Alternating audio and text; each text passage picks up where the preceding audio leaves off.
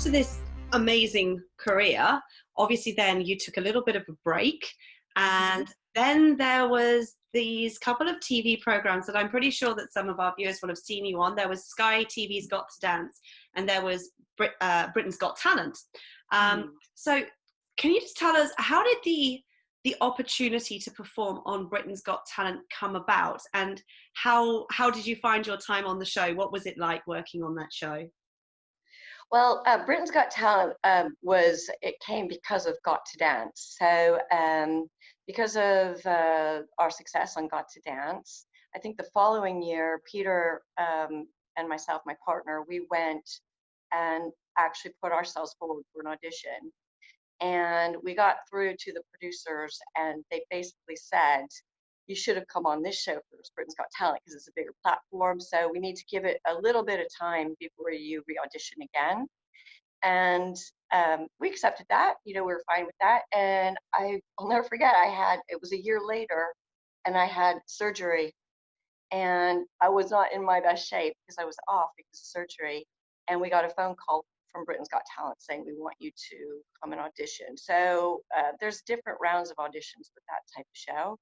And they basically fast forwarded us to the one that you see on stage with the judges already. And so, yeah, we did that successfully. And it was amazing. It was one of my most favorite, because of the point it was in my life where I had retired. I was almost 50. To be able to go into that environment and to once again challenge myself, where it is, studio audiences, and not being as rehearsed as you normally would be in a company is very different than doing something like a TV show. You are very much out of your comfort zone, but I really enjoyed that challenge, and it was positive because everybody was so lovely. Everybody backstage was lovely, and it was a really fun experience for us. Well, it was definitely truly magical to watch. I remember watching you guys actually on both shows, and just thinking how amazing it was that two artists of your caliber were putting yourselves out there on this platform, not for any reason other than to bring ballet to us through our TV screens in a really, if I say accessible way, I don't mean that you had dumbed it down. You hadn't dumbed it down in any way, shape, or form, but it was accessible to so many people because of the choreography that you were using, and because of the way that you guys came across as well. It was really wonderful. Well, that's absolutely correct. You're right. We wanted people. A lot of people have an idea of what they think classical ballet. It's like an elitist sport, or that you have to have a lot of money to go and watch ballet, or that you have to be in white tights and a tutu, and it comes in many different forms, which is something that's been so lovely for me to work with you both, with as well, the way you choreograph it. I think a lot of people just have an opinion, and what we wanted to bring into an audience was showing that it can be much more related to emotion and to storytelling, and not necessarily just the ballerina on a jewelry box. And it was, ironically, there was a huge bracket of people that loved it, and it was usually men between the ages of 40 and 60 who were totally into football and sport, who had no idea what ballet could be like. And they were the ones that would come up to us, afterwards and say, you opened up our minds to what ballet could be. And so that we achieved what we wanted to do, for sure. Right. Well, that's just amazing when that happens, when you feel like you've brought somebody to ballet or to dance who's just not experienced it before, and they just go, oh my gosh, this was amazing, I love it. It's a wonderful feeling. It is. It really is. And to open people's minds, and also, to hopefully show them something that they have never maybe wanted to see, or have, has never even crossed their minds that it's something they would possibly like or enjoy. So that was a great feeling.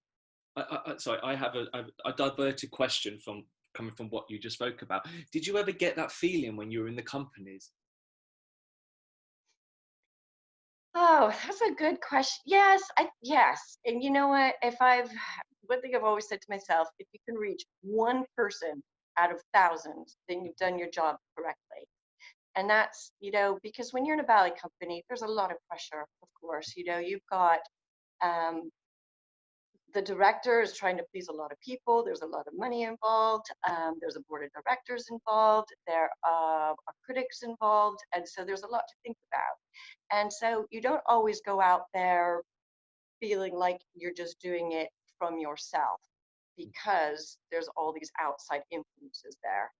So I would always try and rein it in when I'd go on stage and say, okay, let's forget about the critics. Let's forget about, the entire audience, and think about, if one person can enjoy what you're giving them, then you have accomplished what you've set out to do. So on another sort of larger level with Britain's Got Talent and with Got to Dance, because there's not the same expectation behind, because we were the only ballet, dancers in it, it was more enjoyable in a way than the pressure of being in the job, under a major company.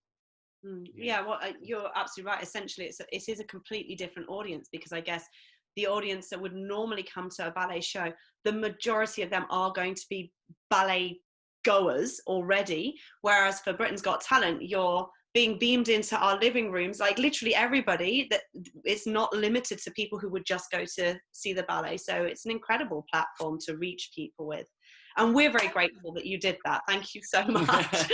from all the dancers out there, we are very grateful. But well, I'm grateful too, because it brought me to you guys. So it absolutely, which is another chapter in my life that's just incredible. A specific chapter in your book that you're going to write. The final chapter, the best chapter. Oh gosh, does it sound very ominous? Doesn't it? So I mean it in a good way. You have stages throughout your career, and it's interesting I feel very fortunate that I am still dancing at my age. I'm 54 now, and you evolve as a person as you grow as a person, hopefully. But to be able to do that with my dancing as well has just been, I hate to use this word, but it's therapeutic.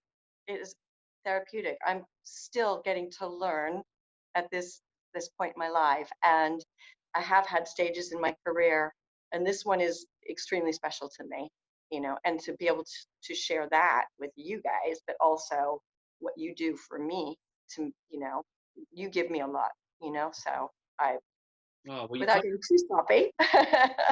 Unbeknownst to you, you've now started to answer my next question. Oh, what's the next question? Because Ray and Reading your mind. Yeah, Ray and I were speaking about this the other day, that we are older dancers, the three of us, shall we say, and there are a lot of things that we now can't do physically that we used to be able to do. Wait a second. I think this might shock some of our viewers to know this, because clearly, obviously, we only look 21. Of course. Yes. No, we are actually all older dancers, believe it or not. How old are you? 36. 36. And Shannon, you just let us know 54. that you're 54.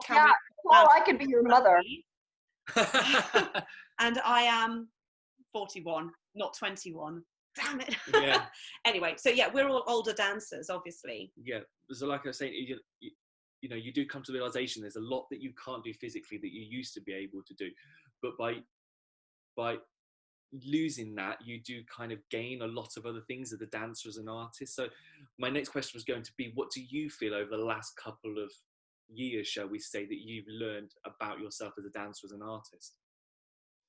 I think, first of all, when it comes to technique and my body, there's I think what's helped me a lot with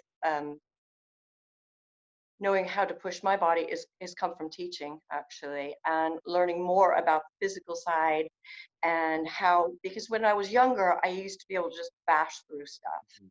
I obviously can't do that anymore. I have to be much more careful. So in some ways, I feel better technically than I did when I was younger, because it's more correct, because it has to be. If you're off your leg, you're going to pull something much easier than if you are when you're in your 20s or even younger. And I think to have that mixed with not being so so you're more open as a performer as you get older. You don't feel as inhibited. You don't worry so much about what other people think. You take more risks within yourself. As you know, Gail Gordon has been incredible with helping me through you know, that sort of side where you tap into something and you work on it, and then you let it evolve on stage so that it resonates with an audience more through your artistry. And I think when you can mesh those two together, you know, everybody has a different time in their life where they do that. I think for me, getting older, it's been a better situation to mesh those two things together. I feel much more in tune with both things.